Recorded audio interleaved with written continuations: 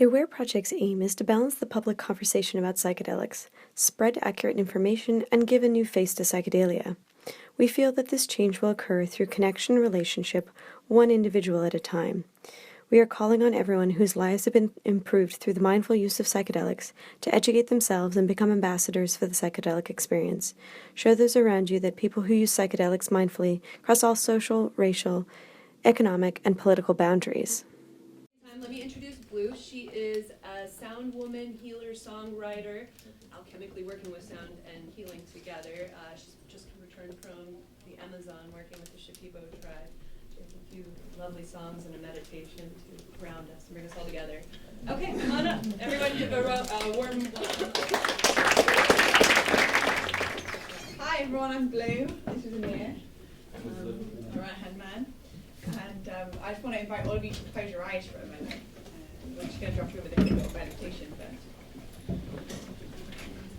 Just finding a comfortable position in your seat. Make sure your spine is straight. Your shoulders are relaxed and your heart is forward. And bring all of your awareness back to your breath. It's amazing technology to bring us back to the present moment. Because for the rest of our lives, all we've got is right now. And how present we are right now deciphers what's to come. And our breath is the technology that brings us back into this moment. So collectively, let's allow a really deep breath in through our nose, into the deepest part of your belly, and then hold it. And add a little bit more oxygen, and hold it. And open mouth exhale, sighing it out. I'm going to do 2 more of those, allowing a deep breath in through your nose. Hold it. Add a little bit more oxygen. And open mouth exhale, sighing it out. 1 more, deepest breath we've taken all week, allowing a deep breath in through your nose. And when we sigh it out, we're going to sigh out everything that's taking us away from the present moment, anything that's distracting us. And open mouth exhale, sighing it out. And keeping your eyes closed. Calling all parts of your consciousness, the part of you that made sure you got a parking spot, figured out what you were going to wear, that you called your friends, making sure you're on time, and just allowing all parts of your awareness to come back right now into the sea. And melting any resistance or any walls that we put around our heart that says, I don't want to speak to the person next to me, I don't want to make new friends, or anything that's creating a dissonance or a disconnect with anybody around you, and recognize that everything happens for a reason. And we are sat next to the person that we're sat next to for a divine reason. And when we can allow the walls to melt around us and truly be in that listening state, we can actually understand why that is. What is that beautiful reason? And just allowing us to be in the full listening of this experience and hearing the stories from Adam and Azrya, beautiful travels around the world and their experience with psychedelics and their journey. Because there's a reason why you're here, and maybe there's some nugget of wisdom that you're going to receive today that's going to give you a deeper, more expanded awareness of this realm. Because that's exactly what it is. It's a realm beyond the physical.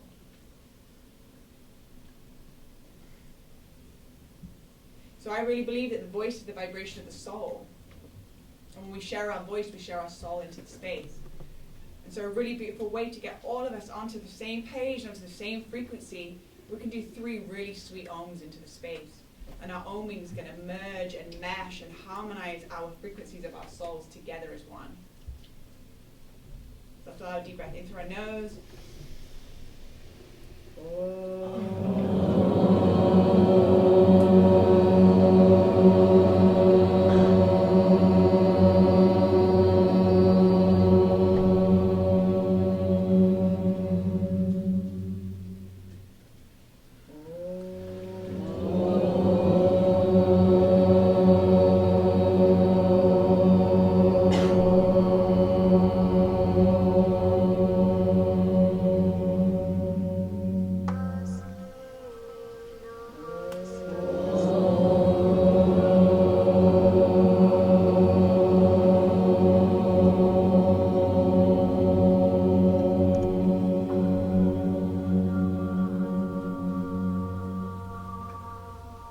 how by the third Om, we're now all harmonizing. We're all on the same page, and now we're really ready to receive. So when you're ready, opening your eyes, coming back into the space. So I get to see all of you, kind of. I can't really see that much because the lights are really bright, but so I just got back from the Amazon jungle with my brother Anthony and with Adam. Well, Adam came just after me, and we submerged ourselves deep into the Amazon. It was flooded at the time, so the water levels were really high, and I ended up floating around on a massive inflatable unicorn, like some big cosmic joke, but I had this unicorn to get around on the flooded Amazon jungle while sitting with ayahuasca for seven ceremonies, and then in between each ceremony, I would drink a master plant teacher called Sana.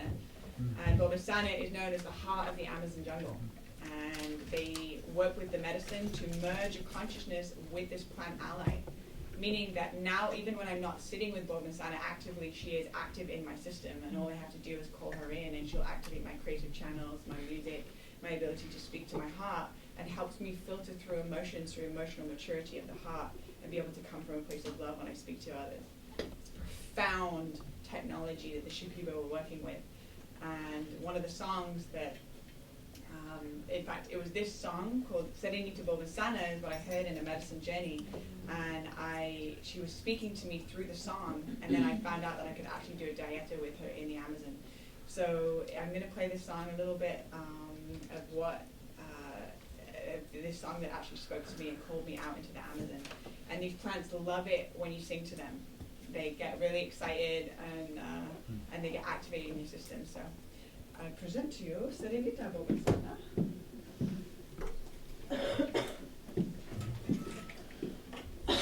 And if you know the chorus that we wrote, because some of you do, I invite you to join in and lend your voice.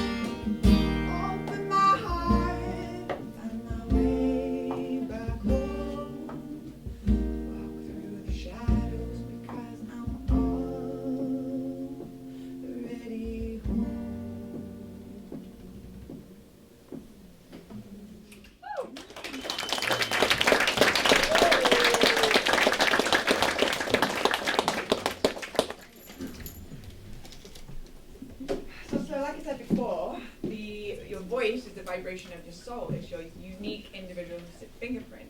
So the next little chant song is not only beautiful medicine music, but it's an invitation for you to join in and lend your voice. And if it's something that scares you, and singing in public or even just sharing your voice, then I encourage you even more to do it. Because usually what happens on the other side of fear is liberation and then an expanded version of ourselves. So we always talk about this. When we go in the direction of our fear, that's when we actually find our soul. So I invite you to sing along. The lyrics or the chant goes, earth, my body. Earth, my body. Water, my blood. Air, my breath. And fire, my spirit.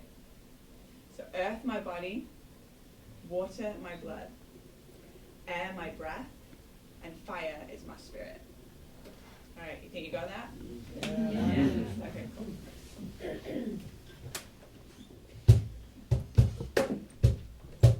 If you want to get up as well, I invite you. We're going to be sitting down listening when they talk.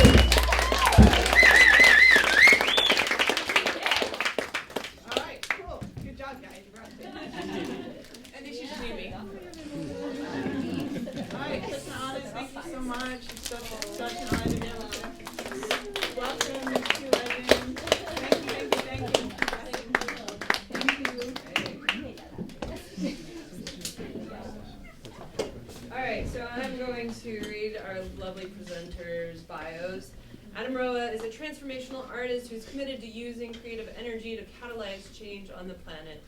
A modern-day Renaissance man, Adam is constantly creating a variety of artistic projects, including conscious film, music, and spoken word poetry.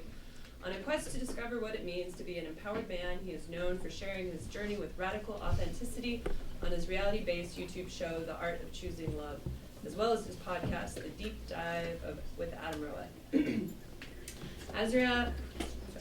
Azrya spent the last decade in Hollywood as an actress, writer, producer, and director, a modern-day media medicine woman. She facilitates transformation for influencers and world changers through activating humanity to remember their innate, ancient intelligence. Her voice acts as a potent technology to bring dormant DNA online and open portals into other realms. Azrya is here to shepherd humanity through the growing pains of awakening to multidimensional awareness with humor and grace. Yay.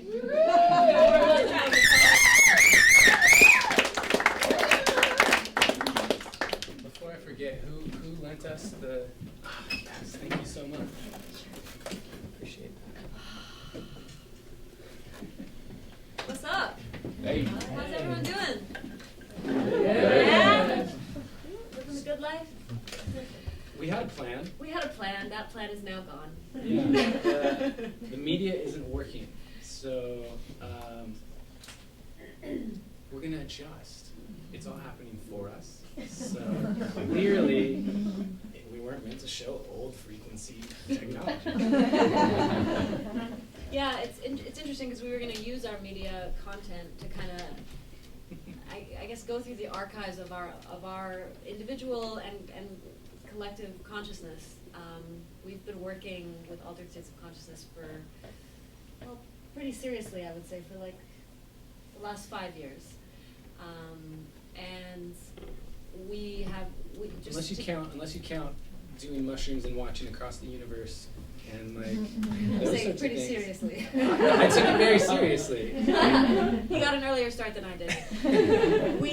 So to give you some context, Adam and I, we met, 10 years ago now, 10 and a half years ago. We were in a relationship for the last 9.5. We ended our relationship a year ago exactly, pretty much. We called it a conscious uncoupling. And it was really a pretty extraordinary experience to be able to part ways in such a loving manner. And both of our new partners are here. Both of our new beloveds are here tonight. We had dinner together before this. So. It's been a really beautiful journey to kind of go out into the world and spread our unique message and medicine in the way that we were guided to. So what we want to do tonight is really kind of just take you through our journey from being, let's call it atheists, maybe agnostic at best, really uninterested, profoundly uninterested in all things woo-woo, esoteric, spiritual, conscious, whatever, and really just on a mission to make it in Hollywood. We both moved to Los Angeles individually, separately, to pursue a career in acting, and met about a year after that in an acting class, and then proceeded to be initiated into the entertainment industry, which is, for sensitive creatures, quite an intense initiation. Who here is in the entertainment industry? Anyone? A couple hands? Yeah. I'm always curious, actually, at the beginning of these, how many people have no idea anything about us, really? People? Wow. Yay! Amazing. We still haven't made it.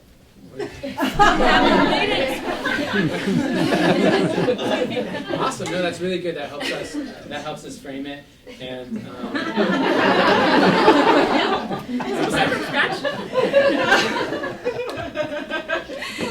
so thank you for showing up. Yeah, thanks for being here. Psychedelics, they're the real stars here. Yeah. So we've done tons of James Cameron-esque stuff that we would normally show you. But, apparently it's not. Take our word for it. Great. So where shall we begin our odyssey? Oh, we're changing it now, Yes. right? So. Well, I think a little context is useful. So how many, and I would love for this to be a little bit more of a dialogue experience as well, instead of us just talking at you. So you are Within reason, here. if you have a question at any point, just raise up your hand and Yeah. we'll find a time and we'll just make this conversation. And I would love to just get a couple shares, if anyone would be willing to. I'd love to know why you're here. Like, what is it specifically? Are you all active psychedelic users? Are you all actively expanding your consciousness? Is everyone's phone off? Is everyone's phone off? Facebook app closed? I'm sorry, I'm lagging. Well, I saw very few hands. So are we more interested in the subject of psychedelics? Curious about them? Yes? Yeah. A couple people? Yeah. Got it. Would anyone like to share why they're here? Yes. Hey everyone, my name is Sky, and I'm a video creator. I make videos about emerging health and wellness trends and topics and the science and research behind them, but also ancient healing modalities. And I have been wanting to start storytelling about plant medicine and psychedelics. And I haven't ventured into that space personally at all. I've done a lot of breath work and meditation and yoga and sound healing, even rocked a cow and dabbled in that space when it comes to consciousness. But in terms of psychedelics, I've been very fearful and also really wanting to learn as much as possible before I just dive in. And I don't know if that probably can't ever learn as much as you would want to know before just doing it. So at some point I'm going to just do it, but I would really like to learn how to properly storytell the experience, and also I see part of my job is to follow trends. We see, there's a deep-rooted history of why cannabis and psychedelics have gone through such a tumultuous path in this country, and so for me, telling the story politically is also important, and culturally, and so I see this trend now of we're coming back around to understanding culturally the power of these plant medicines and wanting to do my due diligence in telling that story properly. And so I'm here to learn more about that and your experience doing that in your careers, and then how I can just pay respect to these plant medicines as I begin to embark on this journey of storytelling the message. I love that. Beautiful. How many of you are here really just to kind of like learn more about the subject and are curious, educational content? Okay. Cool. How many are here because you just wandered in off the street? You're like, I don't know. Can't drive home from happy hour yet. I need a couple waters. Yeah, in the back. Hi, my name is Alexandra Capri. So the reason I'm here is because of the community. Because I have been a healer and an artist. And I painted things that were not gotten 35 years ago. And then I heard so many times like, oh, are you taking ayahuasca? And so that's how I end up taking ayahuasca, because I wanted to know why would people see that. So I can stay in my bubble because of my age. I'm going to slowly, in the hermit cave, very content. But every so often, I have to come out, and then I'm so curious about you guys. Not so much about all of it. I just want to say hi.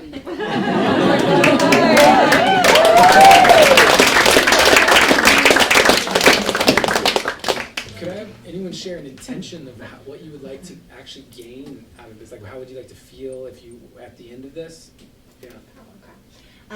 Hi everyone, my name is Anna Wood. I am a coach and a content creator in the personal development space. Also former atheist, agnostic, but if you go down the personal development path far enough, you get to higher consciousness, and I've tried plant medicine and psychedelics, and I'm now I think the reason I'm here, which is mostly by coincidence, I think the reason why I'm here and my intention is that I'm working on incorporating higher consciousness and raising vibration, and possibly also plant medicine and other modalities like breathwork into my work. So that's my intention, to learn more about how to do that. I think I've had a fear that I could potentially alienate my audience, but I also want to be true to myself and have the biggest impact I can have. Beautiful. Thank you. Yeah, one more. Nice. My name is Jamie. I do research, sometimes with biotech companies, and so I'm curious if you know any, like what I would like to gain in any type of knowledge around like the scientific lens on it. Maybe within that space would be cool. Thank you. Thank you. All right. Well, yeah. So a little background, I guess. Of Well, who I'd we like are to now. share an intention as well. I think the arc of the journey, let's say, because it spans about a decade, if we had to really like boil it down to the core essence of what that arc is, what that hero's journey was for both of us, it's really the journey from victim consciousness to creator consciousness. That's really at the core of it. And in the beginning, we were certainly deeply, unknowingly entrenched in victim consciousness. We had come to Hollywood because really our artist heart wanted to explore the human experience, and our ego wanted validation. And acting was a really great way for us to kind of like try and appease both of those things at the same time. Yeah, I had had an experience of very early on having achieved success in the various things that I was doing at an early age, such as, like, by the time so my dad's from the Philippines, and so I was raised with a kind of immigrant mentality, which is very much tied to oftentimes achievement and materialism, like get the career, get the job, get the house, get the things, and so that translated to when I had achievement, that was when I got love shown to me by my father specifically, and so it became about how do I continue to achieve, how do I continue to get the accolades and all the things, and so by the time my senior year came around, I was checking all of the boxes. I was checking the boxes of scholarship to college, varsity sports, president of club, homecoming king, like all of those things. And I woke up the morning after winning the homecoming king. I used to call it an award, but it's a popularity contest, so I don't know. After winning that, I woke up the next morning and I felt no different. And if anything, I felt worse off because I didn't have a holy grail mountaintop any longer. I felt like I was standing on it, and I felt lonely, I felt disenfranchised, I felt confused, all of the things.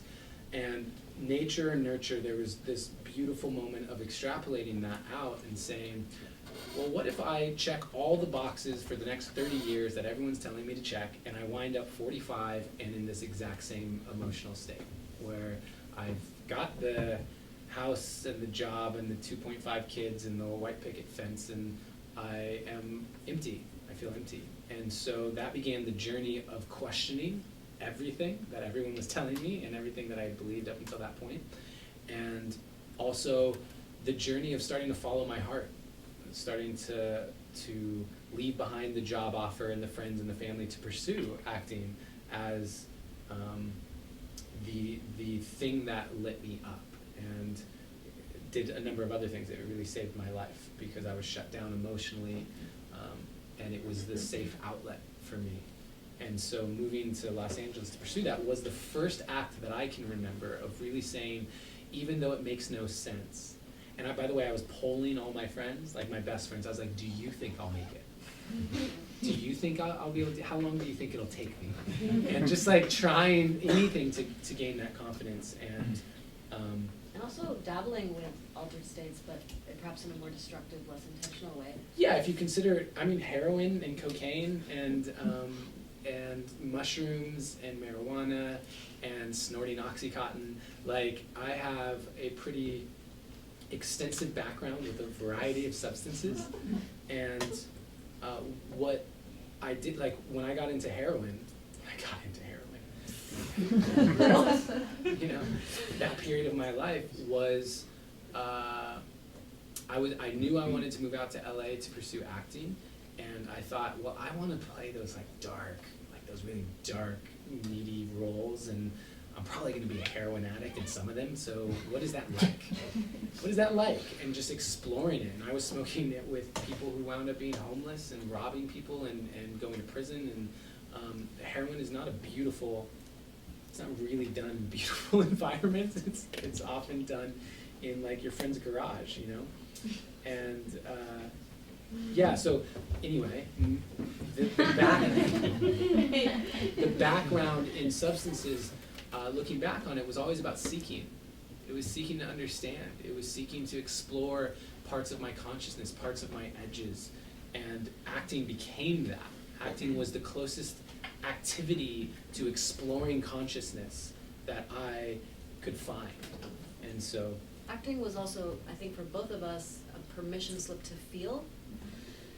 And it's only now that I'm in retrospect that I can see how deeply empathic I was as a young child, and then how deeply painful that became, and how the only defense mechanism that I had, the only tool that I really had available to me, which was a subconscious protection mechanism, was to essentially shut down my sensitivity and not feel everything so deeply, like feeling all the animals and all the plants and all the people and people, and of course there's a lot of pain, and as you wake up to the pain of the world, that can become unmanageable. So I looking through journals from that time when I was 15, 16, I wrote a lot about this phenomenon of being numb. Like I couldn't feel anymore, at least not the way that I used to. And so I was operating, my bandwidth of my spectrum of emotion was pretty limited, but when I was acting, I had the character to give me permission to feel the things that I wasn't allowing myself to feel in my regular life. And that was very exciting to me, and so that was ultimately what fueled me throughout all those years was really diving into my own shadow. In a way, I was doing shadow work, if you're familiar with that term, in personal transformation, we'll talk about that a lot. I was doing it, but without realizing what I was actually doing. So this is all kind of just background to, to us meeting. And Adam, I really wasn't on a path of, I didn't even know what self-help or personal transformation was. It wasn't something that I had any real contact with. I was definitely a philosophical human pretty early on and always contemplating the nature of existence, but he was the one who handed me a book pretty early on in our relationship called The Road Less Traveled. And he said, read this chapter on relationships, and it'll give you a really good understanding of what I believe, of what makes for a healthy relationship dynamic. And I read the book, and it just kind of blew my mind that I could read a book and have such a lens shift on how I related to my relationship and myself within that relationship. And that speaks to the first company that we started called the Slinky Effect. And the Slinky Effect is something that describes how we've noticed just the evolutionary process for an individual begins and continues, which is that you are in relation with everyone and everything all the time, right? Like we are in relation. How we define that, strangers, friends, soul, family, past life reflections, like whatever we want to call it, we are in relation, and we are in relation to this building, we are in relation to the universe, and in this example, we're in relationship romantically, and the Slinky Effect is recognizing that we grow because of a feedback loop, right? So when you do something and there's a person you're in relation with, you get a feedback immediately. If you say something rude to someone, you're going to get a feedback from that, and from that you're creating this kind of slinky movement. For us, I handed her that book, and that slinkied her forward, and from that point, what we've generally found is that when you slinky, you don't slinky up to where the person is, you slinky past. And she did just that. She went to the library and wound up getting a bunch of books about, the ones that most attracted you were Law of Attraction and manifestation books. Abraham Hicks. I was big into that in the beginning. Ask and it is given. And these books, which I had stayed more in the kind of logical personal development, like, I don't know, call it grounded, I guess, I don't know, the less esoteric realms, let's say. And she went past in that direction. And when you slinky, two things are gonna happen. Either the person that you've now kind of passed in a way has the option of being slinkied forward, or saying, no, I'm not going to do that, and then over time, that slinky stretches and stretches until it ultimately breaks, or until the person who's not slinking forward becomes basically like a weight, it becomes a ball and chain. And this is one of the most common ways that we saw relationships end, was because of that very thing. That was kind of the dynamic that had happened, and it's one of the most common resistances that people come up against about the personal development journey, is this idea, oh, well, if I essentially slinky, if I begin this journey, will I need to leave my marriage? Will I need to leave my job? Will I need to, because the fear that the relations they have will not slinky with them. And so she slinky, and I had a distinct choice, which was initially I had resistance because she was coming to me with the manifestation, and I said, well, what about those starving kids in Africa? I hadn't watched The Secret on Netflix. I mean, I really started like very, very like sort of textbook, you know. I was like, wait, I can just think about things and then they can show up in my reality? Like, well, there's so many things that I want. Like, let me test this, you know. So I went into the experimentation of it, but I really didn't have the spiritual component. I didn't have a connection to spirit. And I was deeply resistant to that. And so that's, you can only go so far with law of attraction if you're not actually able to tap into working with the greater intelligence of everything that is, in my experience. Because when you think about basically, until she had an answer for me, for the starving kids in Africa and how they manifested that, I didn't buy into any of it. I said it's all BS, unless you could prove it with science. And then she came to me one day and she said, well, it's not just about the one lifetime. The starving kids in Africa, there's a soul, and there's an evolution of the soul that is happening. There's a journey that the soul goes on, and that's when I went into, well, I believe time, we exist in this dimension where time, this linear aspect of time, is impacting our lives, and we're experiencing that. But I'd had enough psychedelic experiences at that point to know that I believe my consciousness to exist beyond time. Does anyone not believe that their consciousness exists beyond time? Curiously. Wonderful. Let's continue that conversation.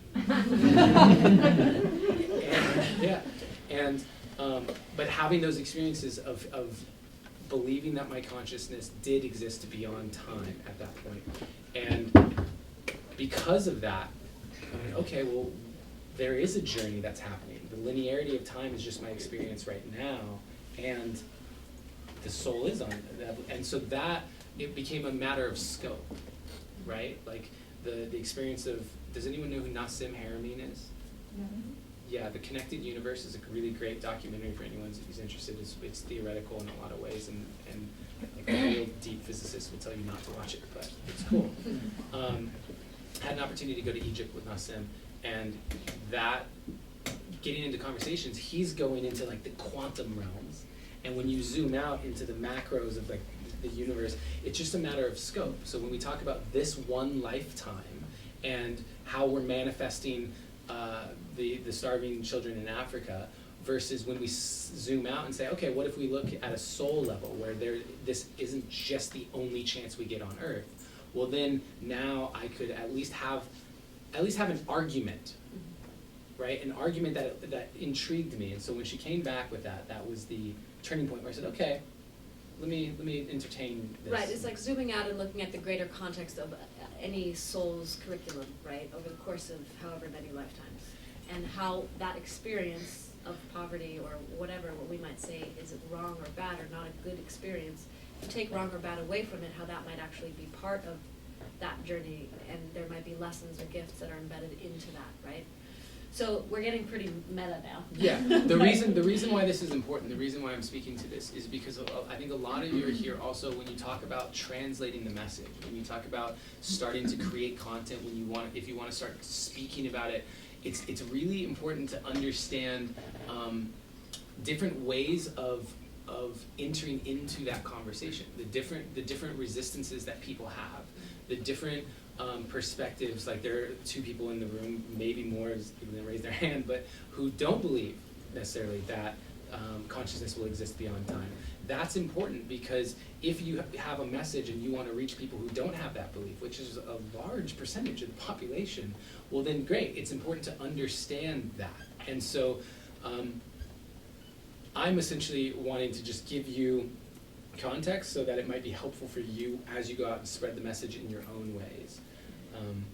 Yeah, and I would say that our background is deeply skeptical in general, with all of this, which now in hindsight also allows us to communicate about it in a way that is useful to people who are very heavily rooted in logic and reason and facts.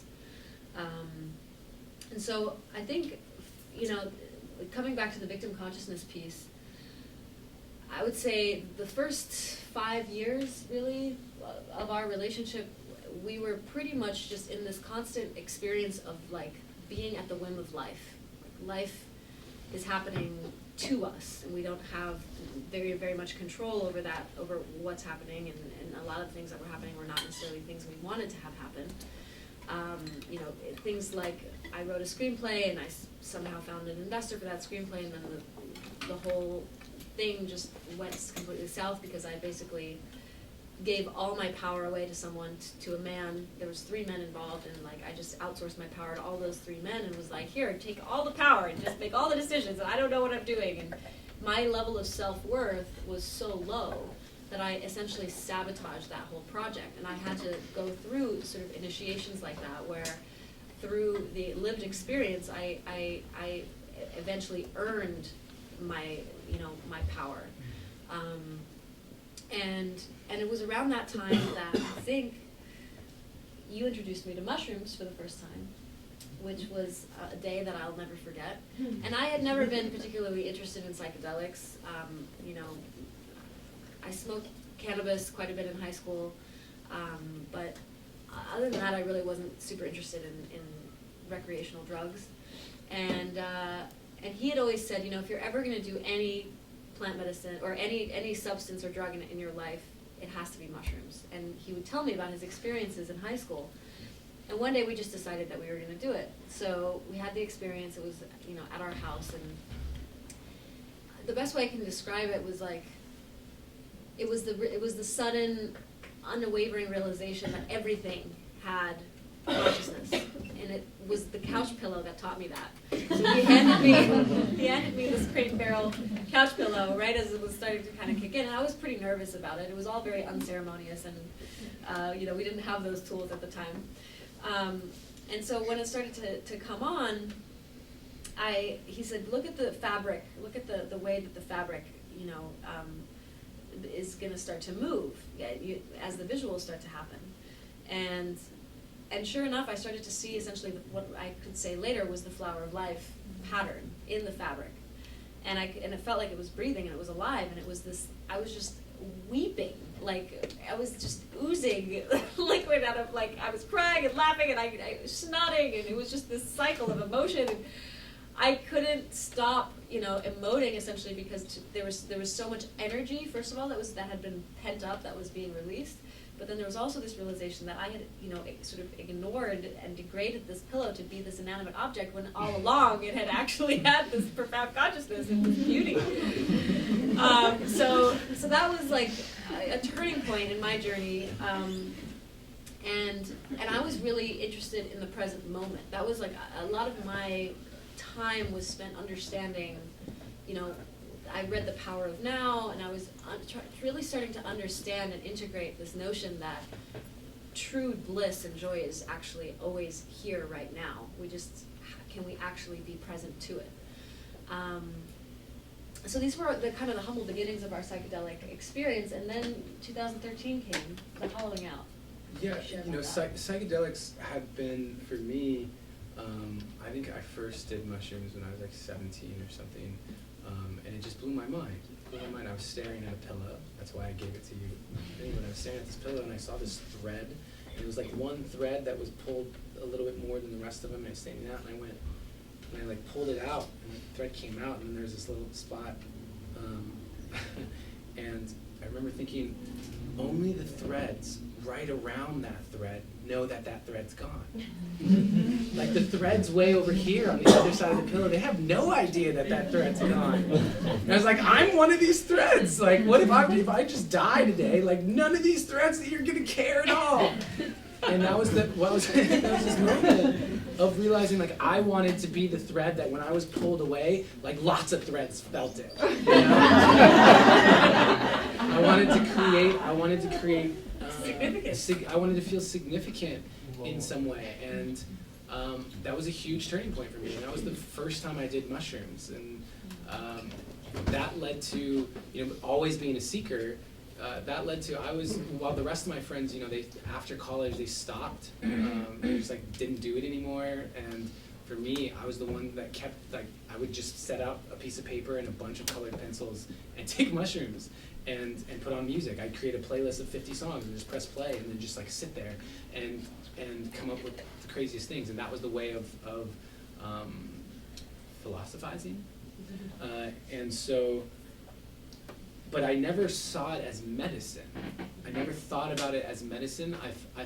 I never had a like sacredness to it. I loved them. It was wonderful, but I never considered it sacred in that way. And then 2013 came around, and I was desperate. I was desperate when it came to the career, because up until that point, everything had come so easily. And the desperation of what the hell is happening, I've done everything. I'm curious why it seems to me like you were like dosing in a way that you were using the psilocybin to create your art, but you were not like going like deeper and going to more philosophical ways about your life. Like, were you aware of that?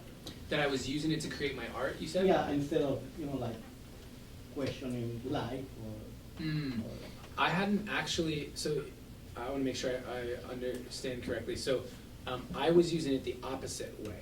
So at that point in time, I was using it to more deeply understand life, basically, or just how it made me feel. I was really emotionally shut down. So I was molested at the age of 5. I didn't actually remember that until I was 30 years old in 2 back-to-back ayahuasca ceremonies. That repressed memory came back to me.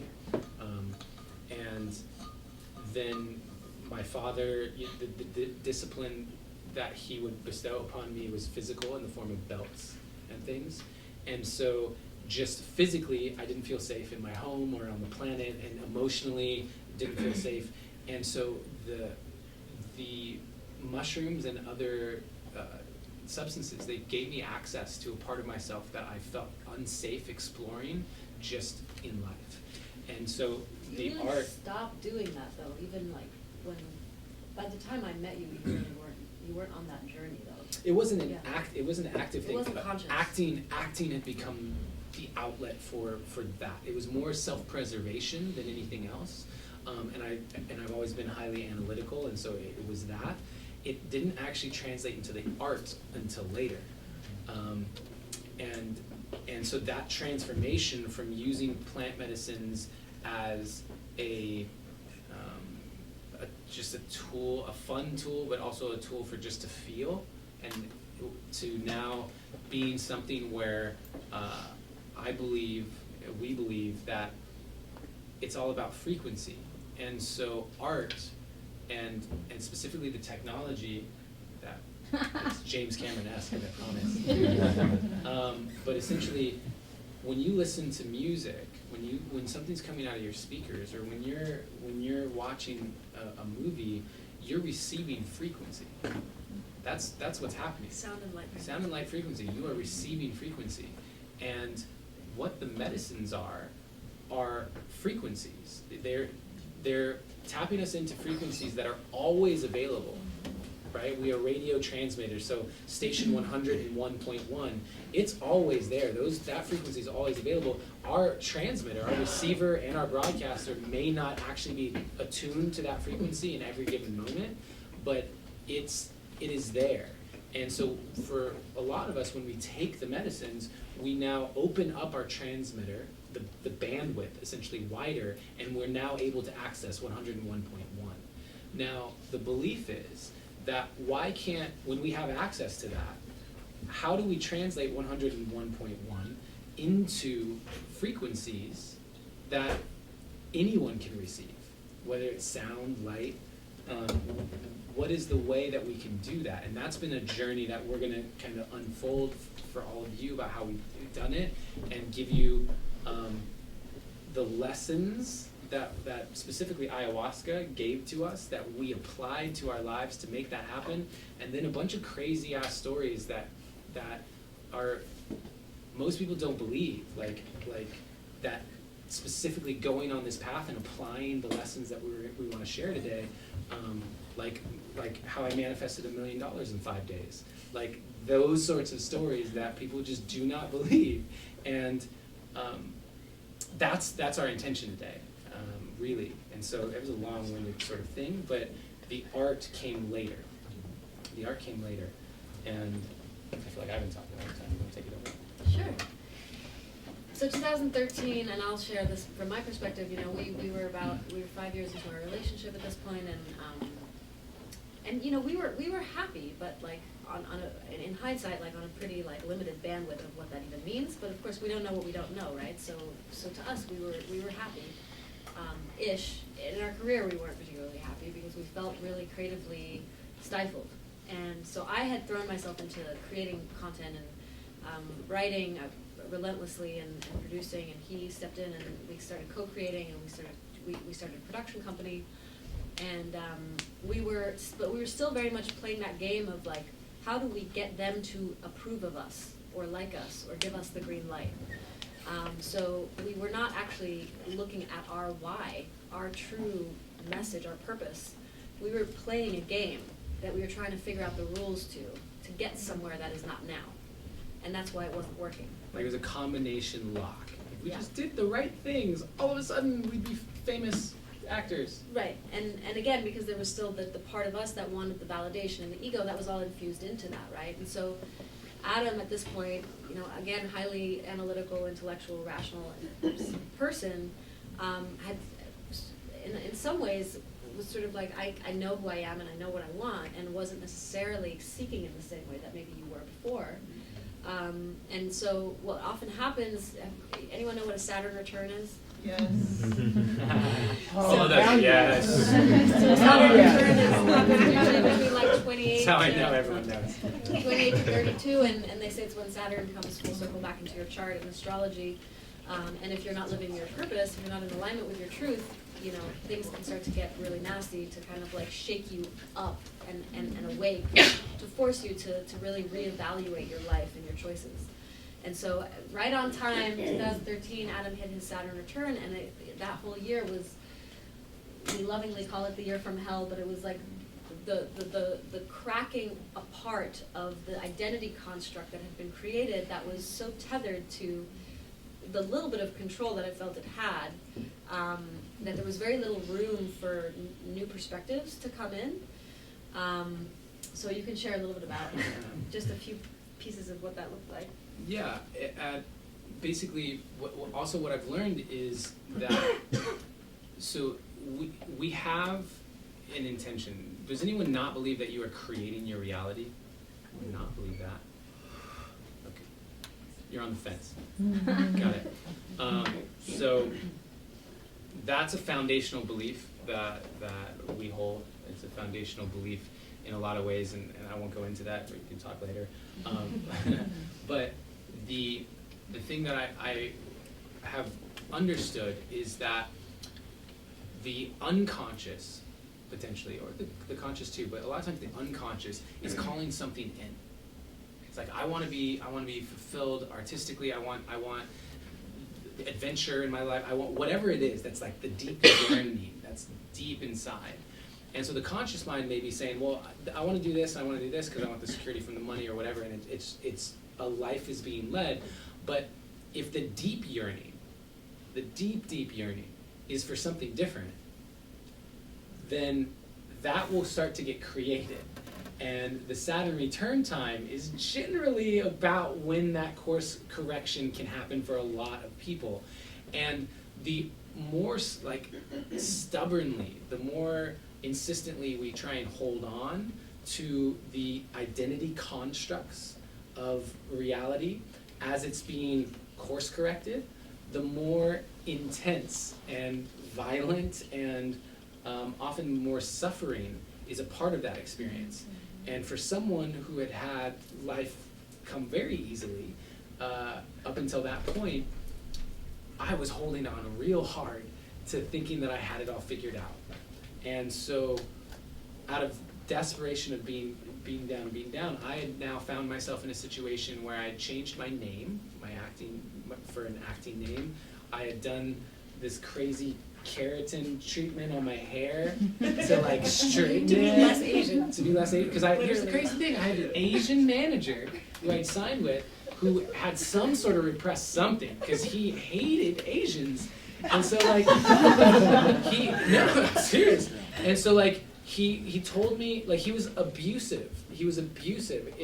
Like, he told me that my hair looked like I'd been out on the plains for 3 years and I needed to fix it. And he said my name was people didn't know what it was and I needed to change my name. And just like all of these things. And it culminated in me getting to a point where, because I did all of it. I did everything he asked because I was that desperate. And talking about, her self-worth conversation around the movie is my self-worth conversation around, I'll do anything anyone says. Because obviously I don't have it figured out. And then when it didn't work, like, well, screw this, I'm going back. And I called him up and said I'd like to, not work together anymore. And then you were there. He was like calling me a moron, and he was insulting me and yelling at me on the phone. And it led to, I had to print out my bank account statement and show it to him, and then give him every penny that I had to get out of the contract, is what he forced me to do, to get out of the contract. And so you can imagine at this point, we're 5 years into our relationship, I have been a struggling actor up until this point, and I have no money, literally no money after 5 years in LA. Had a number of career things happen, had a bunch of little things happen, like my iPhone getting stolen and just like little stuff like that. And then I'm driving to work just down the street from where we live, and someone runs a stop sign and hits me, and I spin into an oncoming, or into a parked truck, and that led to migraines. I ultimately needed hip surgery, but that was a misdiagnosed MRI, so I'm walking around limping, and I'm told that I'm fine. I have the migraines. Because I have no money, I still need to go to work. So I'm going into work 1 week to the day from the accident. I'm at work, crazy migraine. I leave after 3 hours, and I walk out to the car, and my rental car had been hit and run on the side of the road. Oh my God. And I'm limping over, the whole front bumper is off. It's just on the ground. And then there's a note on my window saying, someone hit you. The license plate, but no contact number at all. And so I'm sitting there, and my brain just broke. I had that moment you see in the movies where when the main character's just like, wah, wah, wah, right? You're just like tunnel, and like the sound doesn't make sense. And I called you up, and you came, and you walked me to Fatburger. Fatburger, and I couldn't even order. Like, I couldn't even, I had that thing where my brain legitimately just broke, and it was an ego death. It was a true ego death experience where I felt like, for the first time, I have no idea what I'm doing in this life thing. I have no freaking clue, because everything I've tried, I've literally tried everything, and it felt like I had this cloud, like a Zoloft commercial. I'm like walking through, and it's just like raining on me, and so everyone's smiling. I'm like, what the fuck is happening? And that was the moment. They say, where the cracks are where the light enters, right? And so that was the moment where the armor cracked, and I went, okay, let me try something different. And I reached out to the only spiritual friend I had at the time, and I said, hey, I don't know what's going on, but I need one of those aura cleansings, like cleanse my auras or something, because I don't know what's happening. And he said, oh, I know exactly who you got to talk to. There's this intuitive, she's amazing, and he put me in contact. And intuitive basically means psychic, right? For the sake of this conversation. And I call her up, or I email her, and then she gets on a call, and it's like, my dearest beloved, it is so good for us to connect again in this lifetime. And I just, oh God. And I'm desperate, right? Like I've been beaten down. I'm like, okay, whatever. And she says all these things. And she goes, okay, this is October at this point. She goes, I am ready to set up a call. We'll set up a call for January. January? Like, what?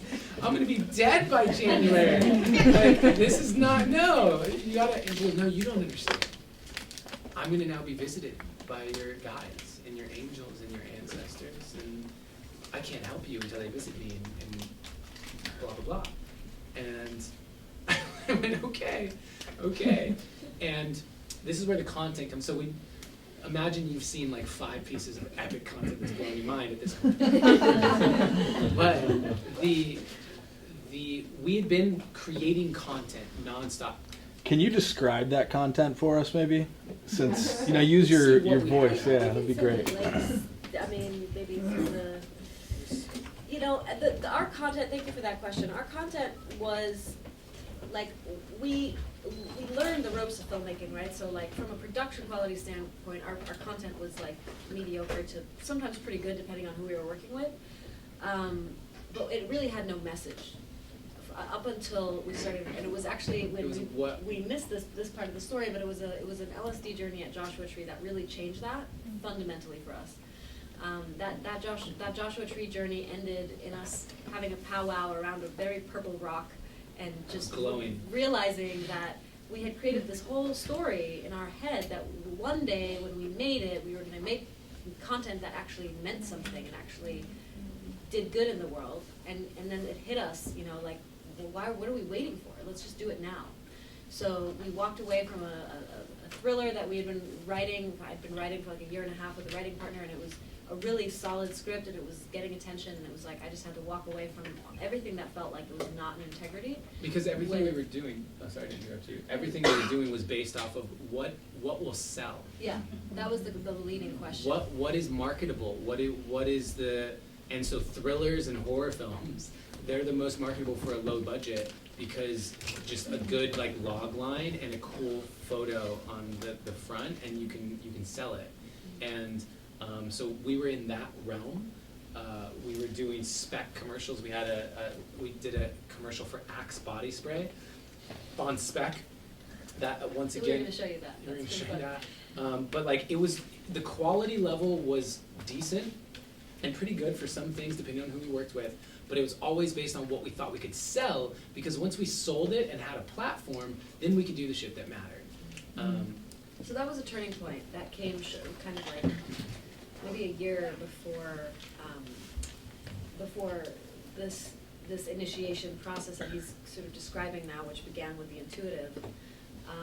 And perhaps through the Aware project we can send some links so you can get a sense of what the content was. Yeah. So I think going into the first journey, yeah. Yeah, and so at that point, the reason that's valuable is because we created a 44-minute web series, and that web series wound up being the thing that kept me in Los Angeles, because I was inventorying everything I owned to sell it so that I could just travel, because what I knew was I needed a reset. I'd hit my breaking point and I needed a reset of some kind. And we'd been in a relationship for like 5 years at this point. And she said, can you just, like, what if you said it would be like 2 months, and after 2 months you come back? And I said, if I know there's an end to it, it defeats the entire purpose. I just need to go and reset and I'll come back. So it was that serious. And that's where the intuitive came in, because when we were working on this project, and so the project, I directed it, and so I couldn't leave until it was done, and the intuitive said January, so I was like, so like I was held in Los Angeles. January rolls around, we get on this phone call, it's a 2-hour phone call, I have it recorded, it's really funny, and it's like, my dearest beloved, and this whole thing, I'm like, and she's telling me all this stuff, and I'm skeptical about my ancestors and all these, whatever, but then in the middle of speaking, she stops. She says, you need to get into a Native American drum circle or sweat lodge as soon as possible. That's what they're telling me. And then she continues talking. And out of everything, out of over 2 hours, that's the only thing I remembered. And it was such a different frequency. There was something about it. And so what I did in that moment was say, okay, how do I get into a Native American sweat lodge or drum Today that circle? would be easy. Back then it was like, yeah, where do you even begin to find something like that? I would just ask Anthony. And but as far as how to do that back then, I had no idea. But about 2 weeks earlier, my friend had told me about something called ayahuasca. And he'd done ayahuasca, and we saw him after doing ayahuasca, and his entire eye was bloodshot because he burst the blood vessels in his eye from vomiting so hard. And he told us it was just changed his life. And like a circle, and there was a shaman. And it was the only thing that it happened 2 weeks earlier, and I went, okay. So I called him up. I said, hey, what about this ayahuasca thing? Can you put me into the circle? And he said, yeah. He put me in contact with someone. It happened to be 4 days later, and I got into that circle, and I sat down, and I looked around, and there's a shaman coming in, and I had intentionally done almost no research on ayahuasca. I had no, and it's very unlike me. I just didn't want to know. I went in, and I had this experience. I want to synthesize it down, but I had this experience where I was I drank the first cup, and then I'm sitting there, and I'd spoken to the person next to me, and he had said he'd done it 13 times and never thrown up. And my throw up, my friends back in college used to call it the warrior cry. It's very violent, and it's very loud, and I dislike it. And so I was like, oh, you don't have to throw up. I thought you had to throw up in this thing. No, you don't have to. This guy didn't, so great. So ayahuasca starts speaking to me, and she's like, okay, it's time for you to throw up now. And I'm like, no, I don't have to throw up. I know I don't. And there's like this argument that's happening between me and the medicine. And it gets to this point where I had acknowledged that I'm actually just really scared. I'm really scared. And she says, that's okay. And if you don't, like, throwing up is an act of surrender. It's an act of you letting go of control. And if you're unwilling to do that, that's okay, but I'm not going to show you what you've come here to receive today. And I was like, well, fuck that. I'm going to throw up. Came all the way here, paid $250 or whatever it was, I'm here. And so I got up, I threw up, and it was this moment of just throwing up, and like, and I wanted to stop. Purge. I was purged, sorry. It was a purge. Better terminology. And but as I was throwing up, as I was purging, it got to a point where I finally went, you know what? I'm here. I'm gonna purge until I die, or like whatever. This is what's gonna be. I surrendered into it, and the moment that I made the energetic commitment to that, it stopped. And she said, you won't throw up for the rest of this ceremony. And I relaxed, and I'm laying there, and I'm receiving these lessons, like school, just dropping in, and I'll give them to you in a moment. And but what ended up happening is, as I'm laying there, I'm having this experience where all of a sudden I start hearing this chant, and I go, I know this chant, I know these words, and then a drum starts. And the shaman's on this drum, this chant, and it's the moment the drum starts, I'm launched back into this past life. And this incredible, long story short, it changed everything for me. But I didn't understand, because South America for ayahuasca, right? So like, what's going on? And I went up to the shaman afterwards, the next morning, I said, hey, where are your chants from? And he said, almost all of them are Shipibo, from South America. However, I do 2 chants with a drum, and they're Lakota, Native American. And in that moment, I realized I had found myself in a Native American drum circle.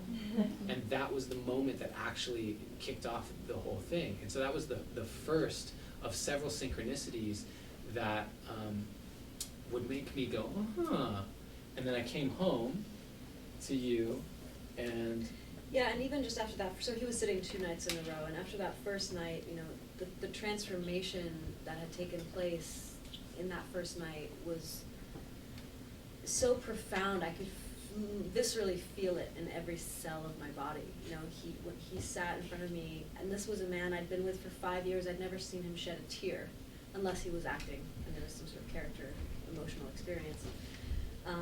And he sat in front of me for about 5 hours, and tears streaming down his face, just shared with me what he had been shown. And I knew at some very deep intuitive level that everything was going to be different. I didn't know how, I didn't know what it meant, but I could just feel that something very profound was happening. And I could also feel that, based off of what he had been shown that first night, the second night was going to be pretty intense. There was do you want to share about what that intention was and how it relates? Yeah, well, there were 3 steps, because my intention going into that first night was, how do I manifest what I want? How do I manifest the life that I want? because I see people who are living lives where they're happy and they're it seems like they're getting everything and they just have it figured out, and I'm doing everything and it's not working. So how do I? And she gave me three steps. The first step is embrace the shadows. It's tattooed on my arm. Embrace the shadows means love yourself fully. So many people, when they work on manifesting the life of their dreams, they're actually pushing aspects of themselves into the corner. Parts of themselves, the anger, the jealousy, the judgment, like whatever it is, that is like, I don't want that. That's not a part of who I know myself to be, and I don't want that. But that becomes a ball and chain, because it's not like it's just left behind. The shadows, until you've moved through them, until you've integrated them into wholeness, they will be a part of the experience. They'll run in the background. And so embracing the shadows and accepting all of yourself so that you can move forward through time as in wholeness is the first step. The second step to manifest in anything you want is look inward. Look inward. And this was a lesson in really tapping into my energetic core, like that stillness, that place of stillness inside, where, and that's what I was speaking to around like the timelessness where you're now designing in the quantum without the limitations of the linear time-space reality that we experience on a day-to-day. And so just really dropping into that timeless space by looking inward. And then the third step is make it inevitable. Make it inevitable. And so once you've designed it, once you've gone inward and you've connected to those dots and it's been designed, it's now done. The idea that it's not done is the reason that it wouldn't happen. Right? The moment that it's inevitable, if you've done these things, if it's all of you that's created that reality and all of you that's believing that as an inevitability, then reality shifts around you to make that happen. It is the timeline that you are now on. And we have some examples of how that's worked out in our lives that are pretty incredible. And so the second night I went into that and I said, well, the first step is embrace the shadows. So I guess going into the second night, my intention is to face my shadows. Oops, yeah, exactly. I just didn't have a lot of experience with it. I didn't know anyone who'd done it except for one person, so I didn't know what that might mean.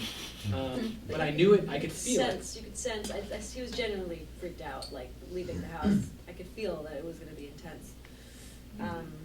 So I'll share my perspective, my experience of that night. I would say that night was the portal night that changed the trajectory of my life forever, even though I did not sit in this ayahuasca ceremony. So I was at home in Santa Monica. I fell asleep really early. My sleep schedule was all screwed up because I'd been shooting a movie at night, and so I went to sleep early, and I woke up at like 10, which is right around the time that the medicine would kind of start working. He was on the other side of LA. And I was groggy and just kind of tired, and I wanted to go to bed, so I just went into the bedroom. And the moment I entered the bedroom, I felt this overwhelming sensation, like there was a presence that was in the room with me.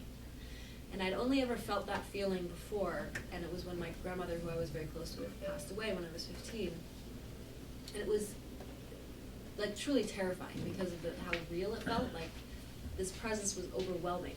And even our dog, who's walking around here somewhere, was responding to it. She was like growling and literally acting like there was someone in the house. And so I was like, okay, this is really uncomfortable, and I just need to go to bed. So I went under the sheets, I closed my eyes, and the moment I closed my eyes, I started to see shapes, wavy shapes, which later, I can say very much the kind of visuals that you would see in an ayahuasca ceremony.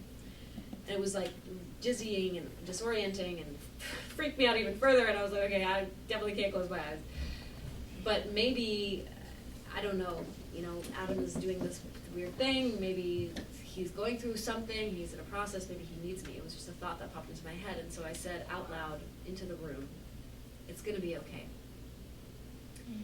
And then I got out of the bedroom and took Saren out for a pee and came back, and it was over. That feeling had gone. So I went to sleep, and I woke up the next morning hearing the key in the lock. And I got out of the bed to go greet him, and he walked in, and before I could say anything, he took me by the shoulders, and he looked at me and he said, don't say anything. Were you able to feel me last night? What do you mean? He said, I visited you. I came and I saw you, and you were in bed, and Saren was there, and you spoke to me, and you said something. I think you said, it's gonna be okay. And it was that moment, I call it the penny drop moment, right? Where like something had occurred that was inexplicable beyond like the reality construct with which we had been operating simply just ceased to exist in that moment. And there was a whole new template for reality that had just sort of shown up. Yeah, because on my end, I've been battling for my soul. And so, you know, just deep in it, deep in the purge, and had this really remarkable experience of sitting there and applying the lessons from the night before and going into the space, and then seeing this thing and here, and then now I'm all over the bucket, and the most violent purging, just over and over and over and over, essentially as a test. What became like, it was give up. Essentially, it was, if you like give up, and this ends. And it was a test, which is something that has happened a number of times in my life on this journey, is these tests to see commitment level, how deep will you surrender, how deep can you trust. And in that, I finally went, no, I'm gonna die here again, night two, I'm gonna die in this bucket, or, but I'm not giving up. And I had a flood in the moment of feeling like I was going to not be able to keep going, flood of a ton of past lives, all at once, like a Rolodex, come through my experience. And my grandfather, ancestors coming to me, and just like almost like a super team of guides and past life experiences and things just like coming in to support and give me strength. And by the time it ended, I was laying there and I was completely worn and felt like I had no strength at all. And I looked up, and completely into the pitch black, I saw her face, and it was floating there. And I said, I'm so scared. And she said, it's going to be okay. And I just knew that it was real. And that's why when I walked in that next day, I said, don't say anything. You said it's going to be okay. And when she told me that story, what had happened was there was enough coincidence, basically, synchronicity, where it was actually harder for me to believe that it was all random than it would be for me to believe there was some divine intelligence that at play. There was some sort of web of interconnectivity at play. My logical brain went, this is actually a further stretch to think that there's not. There was enough mounting evidence. And so if anything that's led to the experiences that we've had, any level of success or whatever it is that has us speaking here today, it's how we chose to start applying those lessons and the lessons that we continued to receive after that. Because those three, that embrace the shadows, look inward, and make it inevitable, because of the belief that this is how it works, this is what I now believe, this is an entirely new lens, this is a new framework, and I want to be really good at it. I've always had that. I want to be the best at anything I do. Well, if manifestation's a thing, I want to be the best at it. I want to be really good at it. And we applied that work ethic, that framework, to spirituality. We started, and it starts with the shifts, because you can make the shifts however it looks for you. For us, I'd come home from work and we'd smoke weed and we'd watch Grey's Anatomy or The Walking Dead or whatever it was. And then it became, oh great, we're meditating every day, and I'll come home from work, we'll smoke weed, and we'll watch 3 hours of Matt Kahn, or like Teal Swan, or just like spiritual YouTube videos. We just replaced what we were consuming with things that we felt like were helping us. We dove into the learning, and we started applying it, and some crazy things happened. And just a quick which story should we tell? Oh, think we should, I would like to go into the actual, yeah, I think I'd like to, we thought it would be fun if we actually gave you the opportunity in this moment to just briefly experience these 3 steps. Are you guys down for a little interactive component? So what we'll do is we'll have you basically find someone to partner up with, most likely the person sitting closest to you. So, and if that can be someone that you don't know well, we would highly recommend it. So if you came with someone, maybe see if you can find someone else, but just partner up so that you're in 2s. Chop chop. Okay, so listen to the instructions. So step 1 is embrace the shadow, right? So if you have a partner to do this exercise with, I want you to close your eyes for a second. And this is an opportunity for you to be really honest with yourself. Because while shadow work is generally a journey and there's many layers to it, the first step is actually first in acknowledging that there's a shadow, and then being witnessed in that shadow, whatever that might be. And that could be the shadow of knowing that on some deep level you still feel insecure about your height, or whatever. It's a perceived limitation that is holding you back from being the full expression of your potential. And so I invite you to just drop in for a moment, find the first thing that feels true, that floats up, and ideally something that scares you, that's an edge to actually speak aloud to another person. And then we're going to give you each roughly 30 seconds to share that with each other. Go.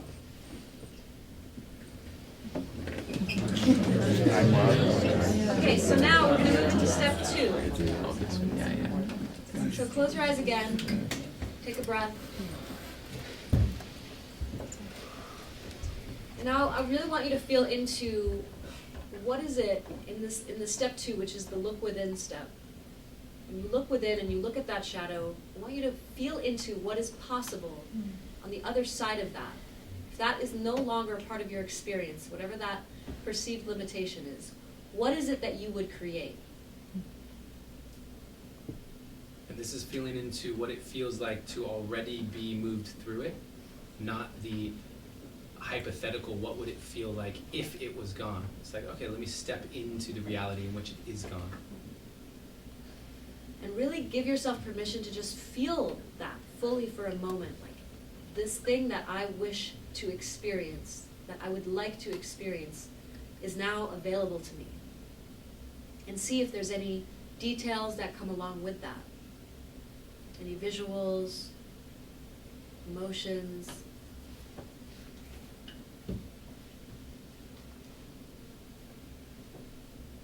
See if you can just hold that vision in your internal experience as true for a moment in time. And then take a big conscious breath in, cementing it into every part of your being.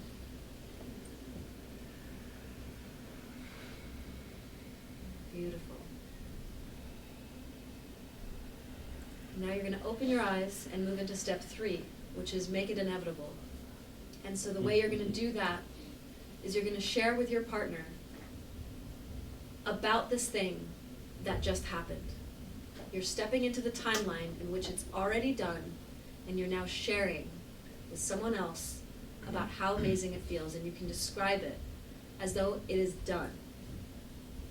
30 seconds each. Go. I would have We're doing our best to ensure that there's still time for Q&A. That's the intention. The intention here. But this is an example right now. Of course, we did this in a very short period of time, but you can use these tools in your life. You can use them as a daily practice. You know, one of the fastest ways that we created true miracles in our life was we were just willing to tell everyone about the thing that we were going to do, or that, you know, maybe it was our acting background that allowed us to sort of step into the reality of like, oh, this is happening now. I'm the character that's playing this role that is now living this reality. And we would share it, and every time it was witnessed by another person, it was now infused into their consciousness, and they were holding that vision with us. And we would do things like we printed out our manifestation list and put it in our 1-bedroom, 1-bathroom apartment. We put it up on the bathroom mirror, basically, so everyone who came over saw our entire list of manifestations, which is a vulnerable thing.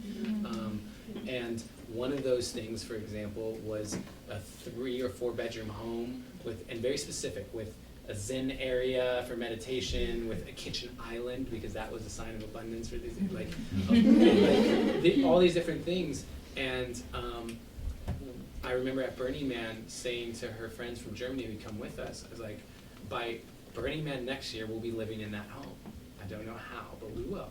And I thought we'd be making enough money to be paying it. And lo and behold, we wound up getting invited to live in this house in the Hollywood Hills, paying the exact same rent because we couldn't afford it, but the person who wanted us to live with her was like, just pay what you were paying in Santa Monica. And so we paid the same rent to live in this incredible house with like a hot tub and it doesn't matter how. The how doesn't matter, but I just knew it was gonna happen. And that led to, because we would go to open houses and pretend that they were ours. Like literally I would sit in the bathtub and she would be at the sink. Multi-million-dollar mansions. Multi-million-dollar mansions. We would lay in the beds. And like talk to each other like we were just waking up. And like we would just do these things because they helped us with the second part. The look inward part of finding that vibrational frequency to attune to. They helped with that. And then it was an inevitability because we're like, oh, this doesn't actually feel like this couldn't be our house. Like this could be our house. And the inevitability of it led to so many things. Like I wound up in Egypt on the night of the super blood moon in each of the pyramids of Giza for 2 hours meditating on ayahuasca and LSD at the same time. That's a story. We don't have time for that one. We don't have time for that one. Like spoken word poetry of being at an event and someone did spoken word poetry and I went, I can do that. And then fast forward to, through almost like no doing of my own, have a poem out now on the internet that's been viewed almost 200 million times. And all of the opportunities that come from that, the speaking opportunities to speak at things, like, and that wasn't my doing necessarily. A lot of it was really listening to the instructions and at this point I would say our relationship with plant medicine specifically, and I've moved away from the more synthetic substances, although every now and then there's a time and place for those as well in my life, but for me, ayahuasca has been a mentor and a teacher that I continue to study with, that I continue to humbly learn so much from. And while I've done a lot of the deep inner work at this point, I feel like in many ways, like I feel very whole. It's almost like I work with the medicine now just to like get the upgrades, just to get that, the branding copy, you know, like it literally can be that specific. And so what we share in common is just our deep relationship with these plants as consciousness that we interact with and interface with that has allowed us to manifest all sorts of outrageous things. And who here feels like you're here to help the planet? Who wants to help the planet? Great. Who better ask than the planet itself? Like, who better to ask? The consciousness of these plants are there at our as tools, as allies to lean into. And I want to speak to that. It can become a crutch, 100%. There is that side to it, but the integration of it, here's these 3 steps to create. Okay, now go do it. Go apply it. Don't come back until you've applied it. And know that step 1, embrace the shadows, can take you years, right? Because many of us are imprinted with tremendous amounts of trauma, inherited trauma, ancestral trauma, our own personal trauma. So they sound simple, and yet there's a difference between simple and easy. It does require a certain level of warrior spirit to really face off with that stuff and actually feel it fully once and for all. And every word that you speak, all the media you create, all the art that you create, all the action that you take, it is coming from your frequency at that given moment, right? Like who you are in that moment, who I am in this moment is where these thoughts are generating from, where all of this is me in this moment. Well, that means that like the pipes, right? If they're rusty and old or whatever, it's gonna pick up my doubt, my fear, my insecurity. All of that is gonna get picked up and just be a part, woven into the fabric of everything I do and say. And so in many ways, creating media that is medicine for people is a journey of our own inner work to be as clear as we possibly can be. As clear as we possibly can be, so that when we do tune into 101.1 as a station in order to turn it into something, well, by the time it moves through me, it hasn't dropped down to like 98.7, right?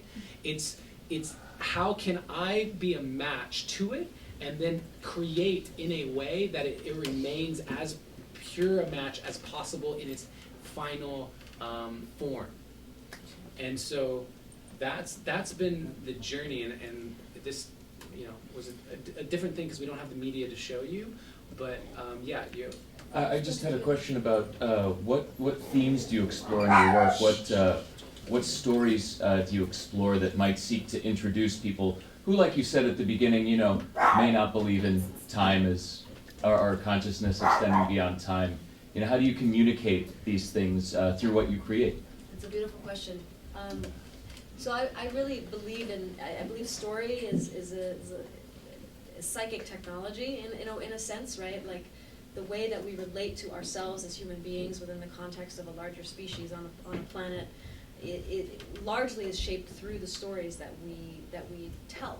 And you know, many of us are programmed, literally we're programmed by the media that we watch, right? So it's like a giant mirror in a way. So Hollywood is essentially engineering archetypes that are reflecting back to us what it means to be a human being, right? Here's an example of what it looks like to be successful. Here's an example of what it looks like to be in love. And then we take that into our consciousness and we emulate that. So our goal is really to create new archetypes. So we believe that we're in a phase shift currently.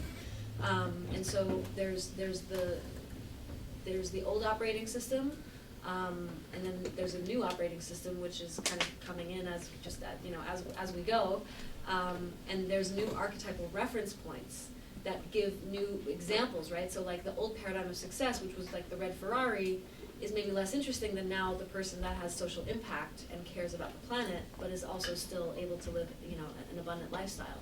So it's about telling stories that actually have characters in them that are examples of this, or are certainly embodying the journey of what that process might look like from old paradigm to new paradigm. Have you found that some of those stories you've discovered have degrees of universality that people have really responded to?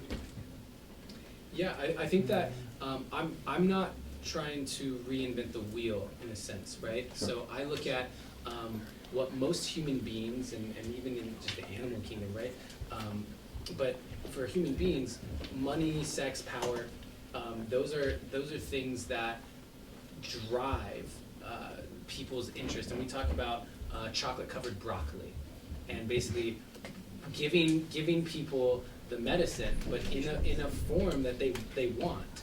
And so one of the biggest things is, so you guys know like Guy on TV? Mm-hmm. Yeah, so this is an example I use. I love so much of what they're doing, and so much of it is so boring. It's so boring.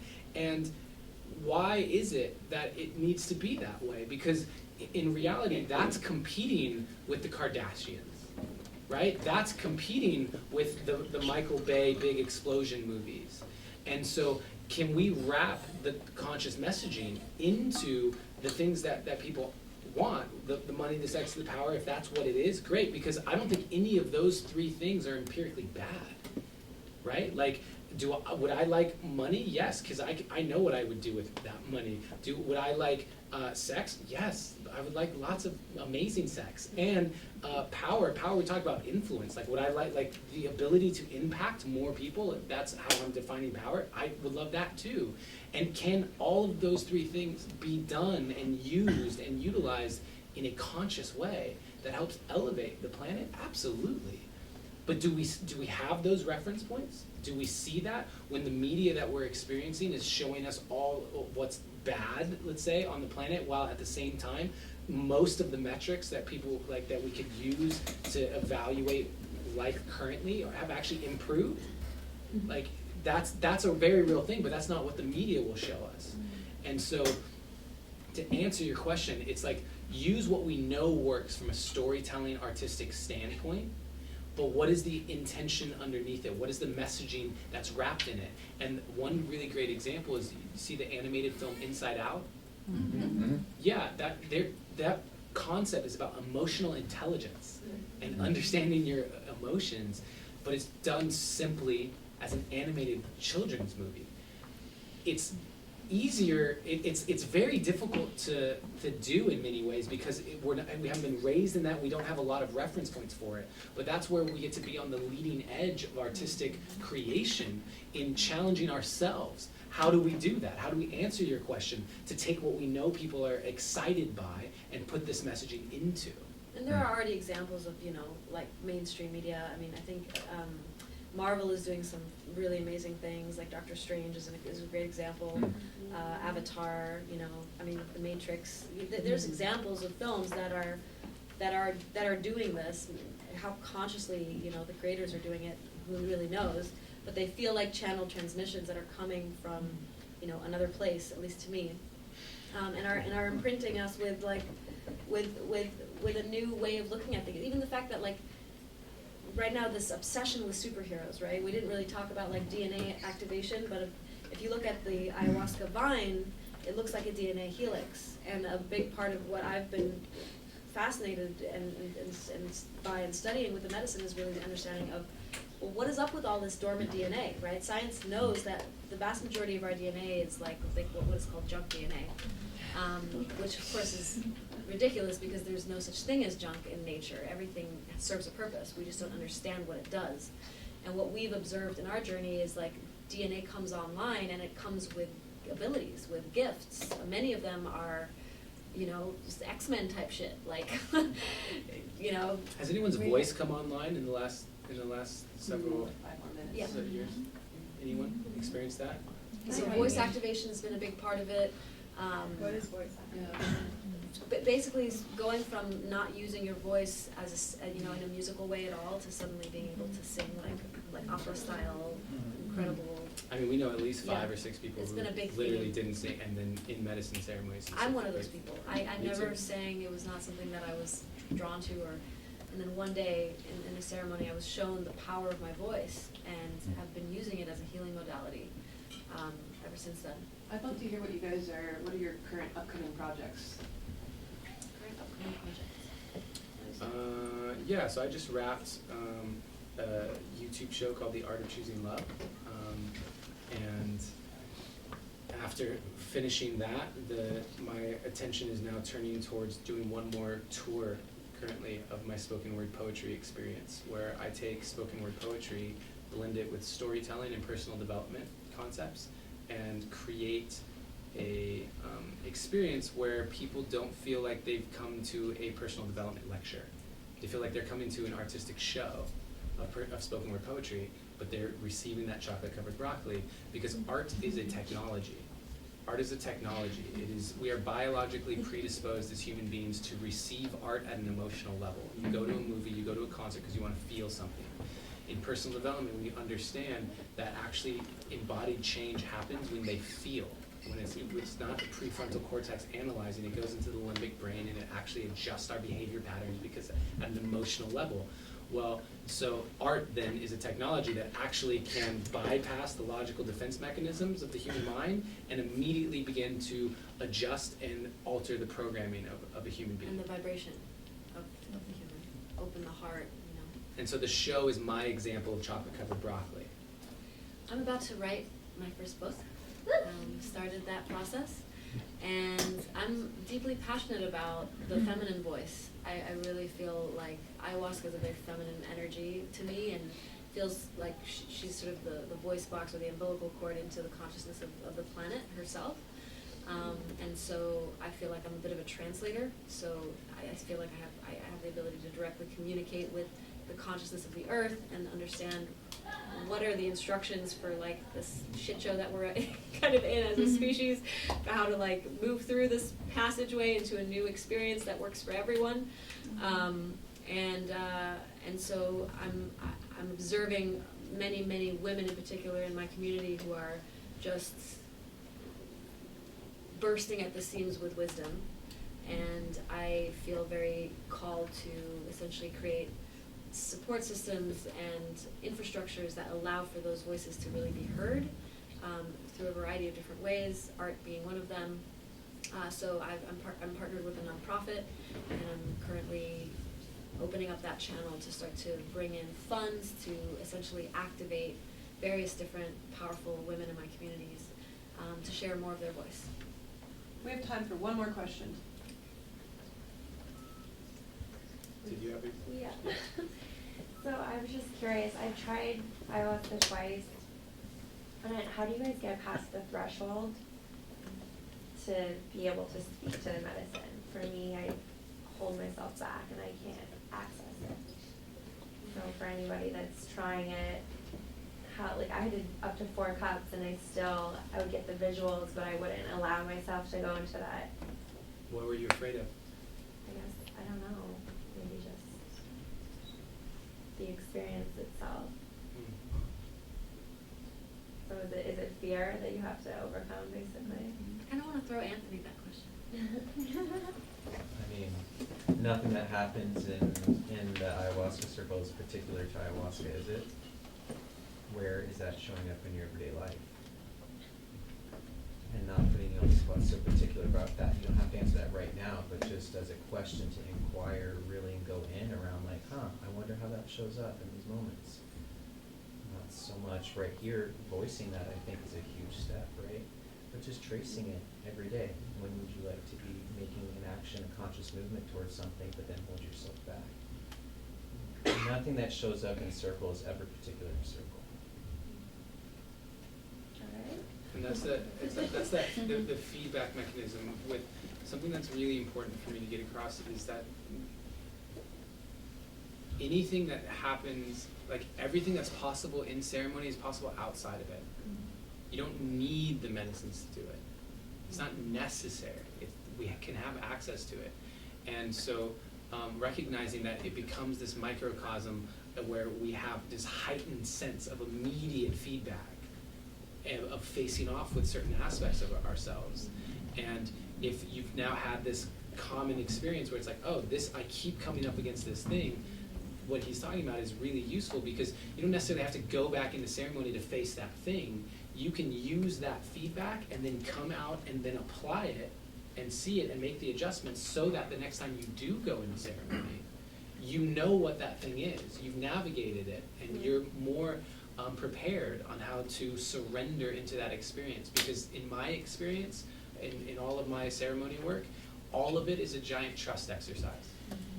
All of it. The entire thing is a giant trust exercise.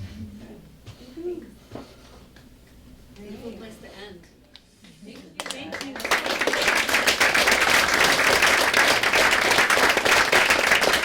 Actually, I think I might just have Ryan. Ryan, you want to come up here? We'll just start with a little bit about what's going on with the California, Decriminalize California, and then we'll go into the last closing announcements. Okay, so my name is Ryan Monevar. I am the campaign director for Decriminalize California.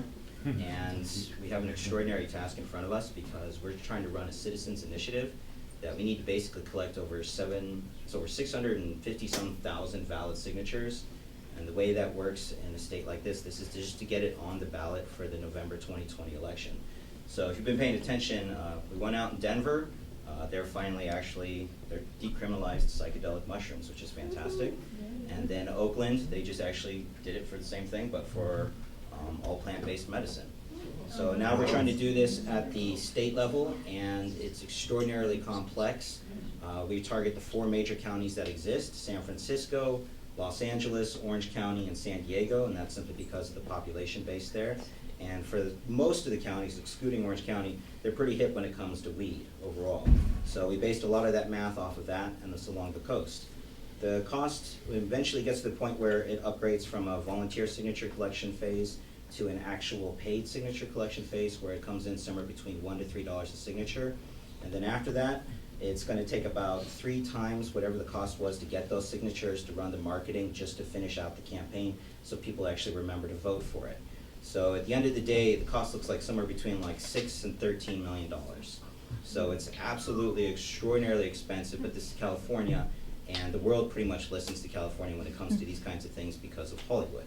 So my brother and I, we actually just recently moved down here, and our office is in the WeWork spot at 1601 Vine Street.